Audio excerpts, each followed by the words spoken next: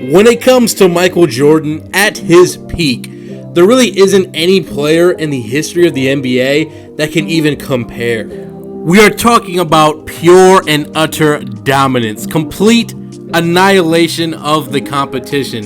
MJ, from 1988 until 1993, we have never seen anything like that in the history of the game. With that being said, let's break down Michael Jordan's peak. Batman, Batman, Batman, Batman, what? Batman, Batman, yeah. Batman, yeah. Batman, yeah. Batman, Batman, hey, Batman, Batman, what? Mr. Never use a gap, man. Yeah. Never turn like a Batman. Yo, this is A1 Hoops tapping in once again to your notification box with another video. Before we get into today's topic, take a look at the screen, follow me on all these social media platforms, and definitely hit that subscribe button if you haven't. Today, you already guessed it, we're going to be talking about Michael Jordan during his absolute peak from 1988 until 1993. I'm going to be breaking down every aspect of his game during this time period and give you a great explanation as to why it was the best peak ever. I'm going to be taking a look at things like his ability to score the basketball, his ability to play defense, and also his underrated ability to pass and play make for others. Now, first up, we're going to be breaking down the stats during this time period from 1989 until 1993. That is the 5-year stretch that is going to be examined for this video. But in addition to the stats, I'm also going to be breaking down the film and the tape so you can see with your own eyes just how sensational MJ was during this time period. Now, first up, peak MJ from 1988 until 1993. For the regular season, 32 points per game, 6.8 boards, 6.3 assists, 2.7 steals, 0.8 blocks, a PER of 30.3, and a box plus minus of 11.2. But in the playoffs, as you can see, MJ upped almost all of these numbers to 34.4 points per game, 6.7 boards, 6.8 assists, 2.3 steals, 0.9 blocks, a PER of 30, and a box plus minus of 12.2. And this is only a small part of what made Michael Jordan during this time period the absolute best or greatest peak we've ever seen. It's more than just the numbers. It was his ability to elevate his game in the playoffs and when it truly mattered most, especially in the NBA Finals, where he dominated unlike any other player we've ever seen in the game. For the NBA Finals from 1991 until 1993, the 3 years that he did make the finals and won all three, 36 points per game, 6.6 rebounds, 8.0 assists, 2.1 steals, a block per game with a true shooting percentage of 59.5%. Not to mention the fact that in the NBA Finals, the 93 Finals specifically, he put up 41 points per game, which is the very best in NBA history. Now, let's talk about the feats that Michael Jordan was able to accomplish during this time period. He was a 3-time NBA champ, a 3-time Finals MVP, 2-time regular season MVP, a 5-time scoring champ, 5-time first-team All-NBA, and a 5-time first-team All-Defensive selections for MJ during this time period. Now let's go ahead and break down why he was so dominant. The first reason is his ability to score in transition. On this particular possession, MJ comes up with the board and simply sprints like a gazelle in the open court to finish at the basket for 2 in transition. Now next up, Michael Jordan, showing off great defensive tenacity and great hands, recovers the basketball before it goes out of bounds and finishes the fast break dunk for 2. Now next up, a similar possession, Michael Jordan strips Joe Dumars and finishes the basket in transition. But it wasn't just the transition dunks that we all know and love and seen on the highlight reels. It was so many other ways that MJ scored. Look at the way on this particular possession, he just simply leaps up into the air and slams over Alonzo Mourning, who's one of the best interior defenders in NBA history. And boasting a 48-inch vertical really does help with something like that. On this next possession, MJ sees an open lane, drives to the basket, and literally flies through the air. I've never seen another player in NBA history make a move similar to that, and I'm sure you haven't either. That is simply magic. Just look at how he glides through, changes up, and finishes at the basket with the English off the glass. Now, next up, let's examine how Michael Jordan scored in the half court, specifically in the triple threat. On this possession, MJ simply blows by his defender and finishes at the basket with his left hand. Now, next up, Off the inbound, Scottie Pippen passes the ball to Michael Jordan in the corner. Bill Cartwright comes to give him a screen, but instead MJ glides to the basket like a cat to finish with a dunk.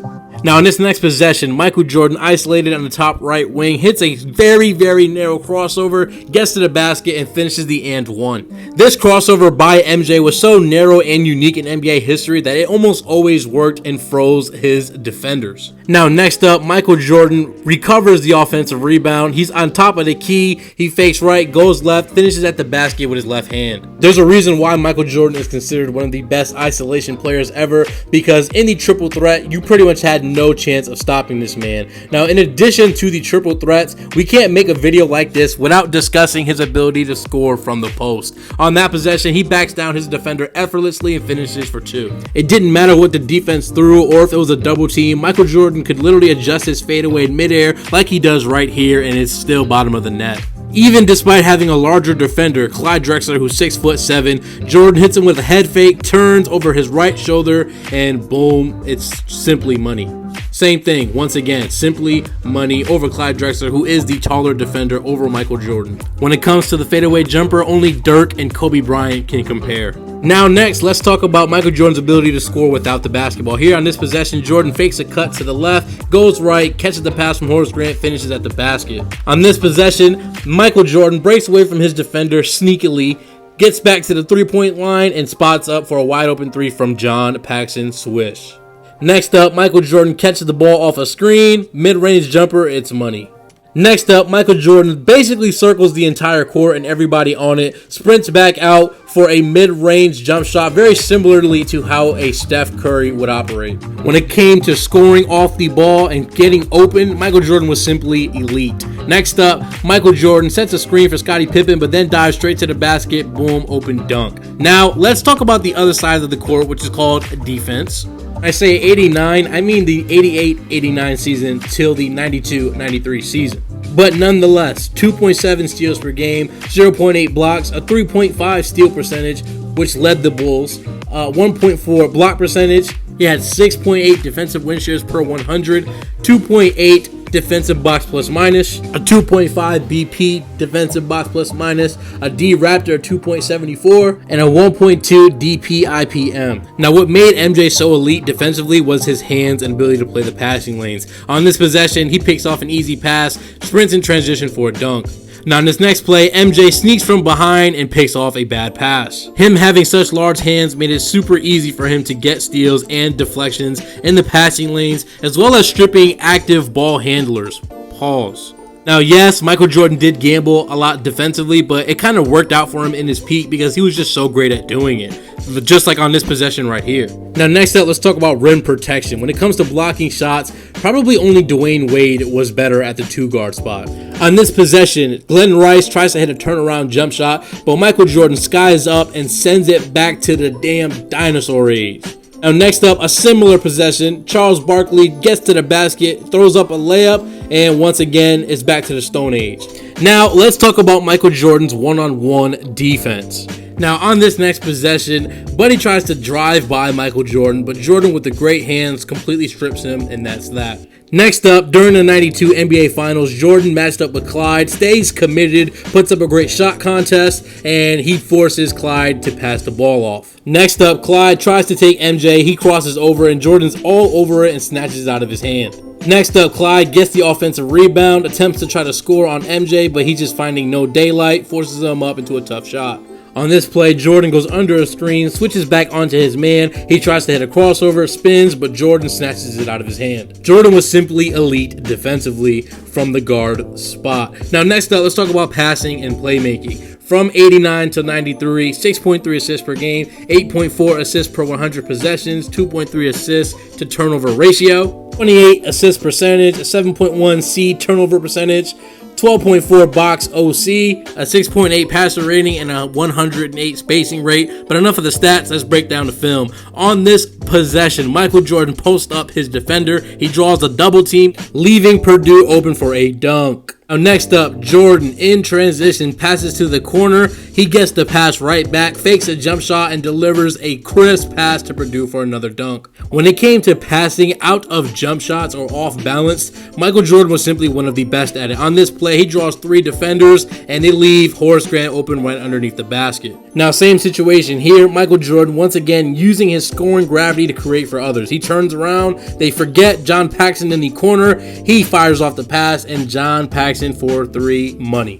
Now, Jordan's ability to create for others was simply underrated. On this play, Jordan spins, draws a double team, and he leaves it on the floor for Bill Cartwright for a mid-range jumper. Now, let's talk about Michael Jordan in the clutch. Now, KB's Go on Twitter actually went through and logged all these stats manually simply by watching every single playoff game from 1989 until 1993 of Michael Jordan. In the last 5 minutes, score within 5, Michael Jordan shot an amazing 51.4%, which is what the NBA defines as clutch. In the final 2 minutes, score within 3, Michael Jordan shot 56.1%, which is absolutely insane. Now let's break down his clutch plays. 1992 NBA Finals. The game is coming down to the wire with like 30 seconds left. The Bulls are only up by 2. Guarded by Clyde Drexler, Jordan gets to the basket, fakes around a defender, and finishes for 2 to basically seal the game. And this is in the NBA Finals. Now next up, to put away the Cleveland Cavaliers, Jordan posting up, backs down, hits that patented fadeaway jump shot to send the Cleveland Cavaliers home in the 1993 playoffs. Next up, Jordan, who is double teamed, dribbles to his right and hits that leaning jump shot to win the game. Jordan in the clutch was simply not afraid and was unstoppable. Now on this possession, Jordan goes behind his back, hits a hesitation, pulls up for a mid-range jumper to win the game at the buzzer. When it came to the clutch, nobody performed as good as MJ under pressure. Now, let's give a quick recap as to why Michael Jordan had the greatest peak in NBA history. He was simply the best scorer ever. He had a great, all-time great skill set. He's an all-time great defender. He was the best playoff performer ever, best finals performer ever. He was the most clutch player ever, and he was still a great playmaker and passer of the basketball. And that's pretty much it, guys. That is why Michael Jordan had the greatest peak in the history of the NBA. I hope you guys learned something. If you disagree, if you think someone else had a better peak, leave it in the comment section down below. If you still haven't had a chance, make sure you guys follow me on all these social media platforms for daily hoop content. Hit that subscribe button. I love you all. Have a good one.